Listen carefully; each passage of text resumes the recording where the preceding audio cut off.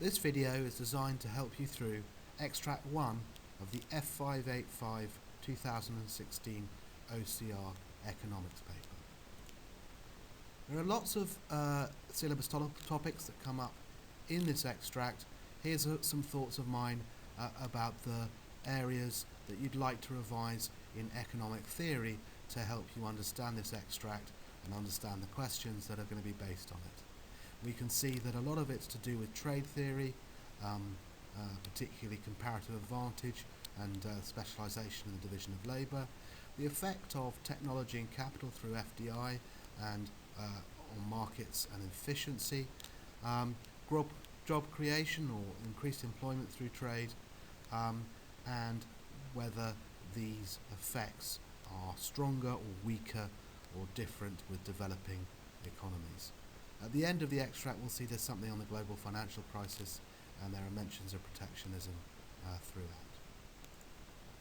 So let's have a look at the beginning of the extract. Since the start of the 21st century there has been globalisation, and indicators of globalisation are marked here. This is a sort of standard basic definition of globalisation: interdependence of economies so that we become more connected. Some people use the term global village. And then it gives us some hard data that the value of trade in goods and services as a percentage of world GDP is increasing. The problem with this view is that at least possibly since the extract was written, the value of trade in Africa hasn't grown very fast, and the increases in world trade as a percentage of GDP haven't increased anything like as fast as they did in the period 1990 to 2008. So latterly, in fact, the value of trade hasn't risen as much as the extract suggests. If you look at the data I can present to you here for 2014-2015, other regions, which includes Africa, you can see that recently the volume of world trade has not increased very fast at all and is predicted for 2015 to shrink. So this suggests that there's an idea that we've reached peak trade, that the maximum amount of trade as a percentage of GDP has probably been reached, and that it's not going to grow anymore. Not the implication of the extract at all, so some evaluation and contradiction for you. I write elsewhere a presentation on the concept of peak trade, secular stagnation and peak globalisation. But one way to look at it is that the elasticity, the income elasticity of world trade has reduced. In other words, as the world grows, the proportion of trade within it is not going to grow faster, whereas for much of the period from 1990 to 2008, it was probably growing twice as fast as GDP. Here's the proof. If you have a look carefully at this graph, you can see how average trade growth from 1990 to 2014 was close to 5%, much more than GDP growth, and that recently GDP growth and trade growth have both been quite sluggish, and trade growth has not been much faster. So since the Great Recession we have bounced back, but 2010 was just an exceptional catch-up after everything seized up, and after that world trade hasn't risen very fast. To find that article, articles on peak trade, peak globalisation and secular stagnation, you can go to my website or click on one of these links. Less controversially, it describes FDI as growing as a percentage of world GDP, and of course that is a key part of globalisation, and you need to think very carefully about how important and relevant this FDI can be to the story of growth in countries like Zambia and the developing world, and the possible pitfalls of the high involvement of multinationals in their economies. Migration is also a big topic in globalisation, and certainly we've seen two really powerful changes which have increased migration recently. One is war and political dislocation causing asylum seekers and refugees, many of whom might also be economic migrants, and then of course there's the free movement of labour in the EU, which has caused a large degree of migration. So what are the benefits of globalisation? Well, one of the main benefits of globalisation is the benefit of free trade, and we can prove using economic theory that free trade is mutually beneficial because it allows countries to specialise in those goods which they can produce at a lower opportunity cost, which is called having a comparative advantage, and this is the law of comparative advantage in the orange on the right here. And often textbooks will tell you the law of comparative advantage needs certain assumptions. Of course, it needs certain assumptions to have maximum benefit, but perhaps we should understand that if, for example, transport costs were quite high, but the benefit from trade was very high, it would still be worthwhile even if there were transport costs. So what I've put is that the law of comparative advantage holds provided that the exchange ratio falls between the two opportunity costs of production. That means the cost of buying one good in terms of the other must be between the opportunity costs domestically of producing the two goods in the two countries. You have to revise your theory if you don't understand that. You need to look through that very carefully. It's subtle but very important. That transport costs do not outweigh the benefit, and that the mobility of factors within the country is high enough. Now, if factors are immobile, then specialising in something can be a problem. If you are Zambia and you wish to specialise in mining, for example, if everyone's a farmer and they find it difficult to become a miner, then it's not going to work so well. Actually, in Zambia, of course, we might think about the problem that if everyone is a miner now, the problem of mobility if they want to diversify. That's a different point. Bear in mind that specialisation and trade go together, and it's very, very, very powerful effect. Indeed, it's the main cause of the world, the modern world as we know it. Adam Smith famously describes a pin factory where there is a specialisation and division of labour, and the only reason you can specialise in being a pin maker is because you can then trade your pins. So you can only specialise if you trade, and you can only trade, there's only a gain to trade if you specialised. International trade is the extension of that vital and important point that countries can gain from specialising and trading. And the more involved in trade they are, the more specialised they can become. What's more, because of economies of scale, the more specialised you become, the better and finer grained your division of labour can be, and you can get benefits from that too. What are the other benefits of free trade other than comparative advantage? Well, I've listed them here. Economies of scale, where trade allows further specialisation, promoting economies of scale, and businesses have economies of scope by selling into larger markets, and they can grow. Trade provides people with more choice, which they seem to like, and businesses are allowed to and can acquire factors of production from larger markets. Increased competition through free trade makes each marketplace, each market structure closer to perfect competition, which you should know and be able to prove is allocatively efficient. Again, this is one of those bits of theory you need to revise. I haven't time to go through it here. Trade can spur growth, especially if you have an export-led recovery, and if you think about it, if you're suffering a recession, you can get into a vicious circle of low aggregate demand, but trade with a country which isn't having a recession can really boost that. It creates jobs in both in the short run and the long run.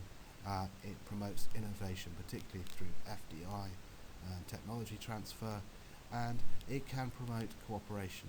Certainly, trade wars seem to lead to all sorts of lack of cooperation and tension. One of the other benefits of globalisation, as I mentioned, was increased FDI, and please don't underestimate the power of investment. Remember that investment is the key to long-run growth because it's triple powered. Advanced capital is triple powered because it adds to AD, increase in I in your economy. It adds to LRIS because you've got more capacity, because you've got more tools and machines to produce, more factories, and it embodies technology. So if developing countries, for example, are buying high-tech equipment, the best that can be made from abroad, they're getting advantage of not only more activity in their economy, but more capacity and access to better technology, which maybe diffuses so they can learn. One of the many factors promoting globalisation has been a reduction of trade barriers, including import tariffs. says the extract. A clue then that the tariff diagram would be a very good theory diagram to use, not only to show the benefits of free trade, but how free trade comes about in the form of tariff reduction. So having a look at this diagram here, we can see that the world supply, including the tariff, before we have free trade, matches demand here. So that's a total quantity supplied and demanded, of which this much here is domestically supplied by British firms or local firms because it's a lower cost up to there, and the rest here is imported. Now let's see what happens when we remove the tariff. Well, for a start, we get this welfare loss back. This is welfare regained. There's more consumption of the goods at a lower price, which is good for consumers. Not great for the local firms. They suffer from having being outcompeted by world firms, and we import more. The key point here, though, is that the welfare losses from the tariff have been regained, which is an improvement in economic efficiency.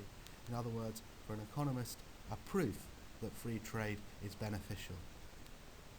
To put it in layman's terms, our consumers have benefited, our producers have lost out, but the benefit from consumers is greater than the loss to producers. There is, of course, the point that even if producers lose out on this diagram, if these lowered prices force them to be more efficient so that they compete again, not only will they be back in our shopping basket, but also overall efficiency in the local market will have improved.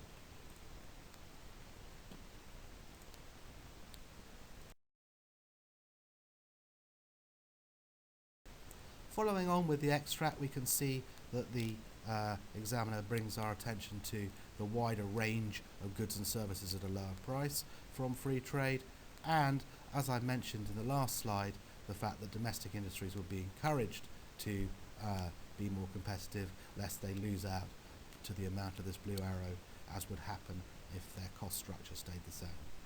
Yeah, so this graph is drawn with one supply curve for domestic firms, indicating that they haven't changed their cost structure, but if they could move their supply curve down here, they would become competitive again.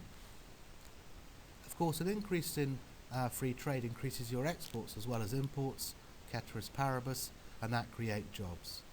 The increased employment will only and likely be in the industries you have a comparative advantage in, but according to the theory of comparative advantage, if labour's mobile enough, they will gain more than is lost by declining industries.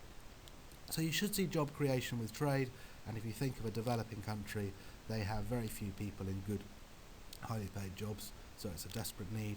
It boosts aggregate demand in the short run, of course, because you've got an increase in X, which is spending in the circular flow, which could have a multiplier effect, and in the long run, not only do you have increased output from more production, but that can bring with it better techniques, and the FDI or investment from firms who are growing will increase long-run aggregate supply.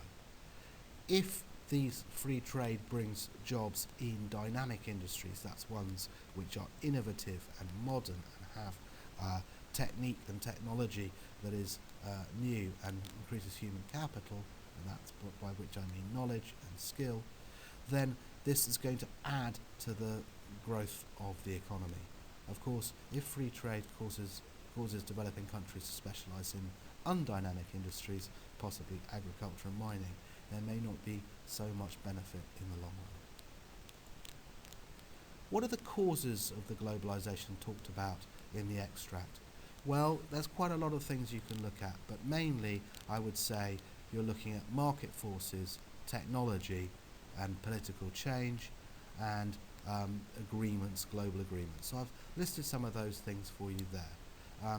Bear in mind that technology that reduces transport costs or increases communications will be particularly important in promoting growth and allowing comparative advantage to flourish. And don't forget the incredible effect of the rise of China, the rise of the transition economies of the former communist world joining, and the newly industrialized countries of Asia. I mean, the real question when you look at Zambia and other sub-Saharan African economies is why haven't they and why can't they have a sustained rapid growth path like the NICs of Asia. And to an extent in the last 10 years, some of the figures have shown that they might be on that way. The other thing that's promoted globalization is the World Trade Organization, or formerly known as GATT. These successive rounds since the Second World War of reduction in world tariffs by agreement. The latest successful and completed round of the process was the Uruguay round, which ended in 1994, and then they embarked in 2001 on the Doha Development Agenda, which is still not properly finished. So one bit of evaluation that you might put into your work is that globalization may have stalled because of the lack of proper completion with the Doha Development Agenda.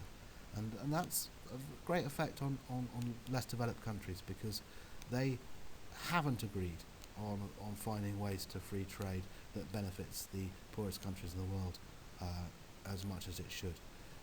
It would be worth you looking up the Bali Accord, which is the nearest Doha has to a completion, and the Nairobi ministerial Nairobi package, which focuses on the work still to do for LDCs and the work that they want to do. Regional economic groupings, trade blocs in other words, have also to an extent increased globalization, but also to an extent replaced it. Regionalization is not quite the same thing. And it's interesting to think of Africa going towards a trade bloc. They have a patchwork quilt of trade blocs at the moment, and there are moves called the TFTA and CFTA of bringing them together.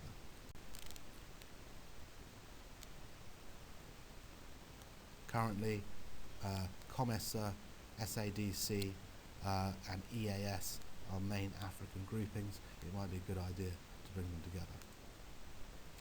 The extract goes on to show us the trade as a percentage of GDP for 4 countries, and it's chosen 4 countries, and they've chosen 4 countries for this graph as a hint that in the exam they might ask you to compare the levels of development of different countries, or talk about the different effects of various policies on developed and developing countries. So you've got a rich country, Australia, which has got a high level of income. It's called an OECD country if it's in the rich countries club. You've got a BRIC, a fast-growing, developing country in Brazil, although in fact recently Brazil's hit a bit of a brick wall. And you've got our friend Zambia, who we look at a lot in the extract, who is now categorised as a lower middle income country by the World Bank Atlas method. It's still very, very, very poor. We know, because it says it's a lower middle income country, that it has a GNI per capita in excess of $4,125 per annum by the Atlas method. The Atlas method, by the way, is, instead of using PPP exchange rates, they just average out exchange rates and account for inflation to try and get a reasonably comparable figure. And Malawi, which is so poor, it's in a lower group even in Zambia. And what you can get from this data is minimal, actually. You see that Malawi and Zambia have a higher percentage of GDP devoted to trade than Brazil or Australia, and you might foolishly then conclude that free trade is bad for your GDP because the poor countries have more trade as a percentage. This would be foolish. Remember, it's trade percentage of GDP. The reason why it's such a high percentage in Zambia and Malawi is because their GDP is so catastrophically low, because they have such low production and such low consumption. They are so poor, there's hardly any domestic market for stuff, that there isn't much C, there isn't much I, so any exports, especially if they've got a valuable natural resources, will be in dollar terms worth a lot more. So we can conclude from this data, not that trade is bad for you, but that these poor countries mentioned are very poor, and that they are highly reliant on world trade, which brings in all those questions which are likely to come up on the exam about over-reliance on primary products, over-reliance on commodities, how global integration can be very volatile for countries that are poor. What is interesting is that right now Australia and Brazil are suffering a little bit, and Zambia is suffering a lot. And Australia and Zambia have something in common, even though their figures are different here, which is that they're both quite reliant on the price of world commodities, and they're really suffering from that. Extract ends with a discussion of the global financial crisis. The global financial crisis being the worst recession since the Great Depression, and the Great Depression leading to a period of protectionism as economies suffered terribly and governments tried to protect employment by using tariffs and subsidies, but everyone did that, which is called beggar thy neighbours policies, so everyone was worse off, worsening the period of recovery. That's something that everyone wanted to avoid, and to an extent it's been great that there hasn't been massive protectionism, but there has been anti-globalisation type of feeling. There has been anti-austerity and anti-market politicians winning elections, which is slightly worrying if you're a proponent of free trade. Donald Trump, for example, is very anti-NAFTA and free trade and globalisation, who's a candidate for the Republican leadership and presidential election. And in any case, we come back to this claim by the extract that world trade recovered in 2010.